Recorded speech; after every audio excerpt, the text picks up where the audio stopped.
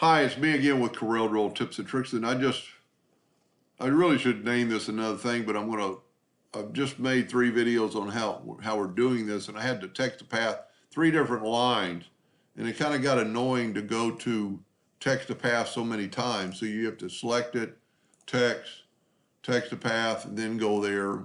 It's not that big a deal, but what we can do, we can make a hotkey for this.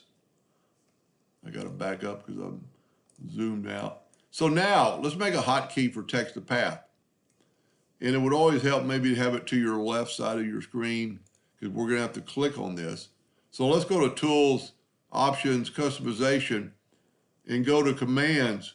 And you can find text to path very easily, but if you click on it and then go up to text to path, it'll be highlighted and then it'll show you right there. So we'll select on it, go to shortcut keys and add a new one. And a lot of them are taken, so I'm just going to go alternate T for text to path. Assign it and say OK.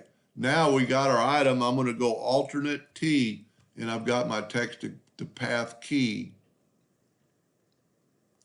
You get it where it's in that red center and good to go. So that's a hotkey for text to path. And as always, if you mess up, you can always go to, well, we need to select it. Probably have to actually break it apart. Let's select the whole thing because it is text to path now. So we need to select the whole thing, go up to Object, break text apart. And then you could select on the text and straighten text. So if you mess up, you could always go back if it wasn't long enough, or if you want to use bold. And then we could Alt-T, and we got our text to path back. And there's the center. Anyway, I hope that helped a little bit. Thank you for watching.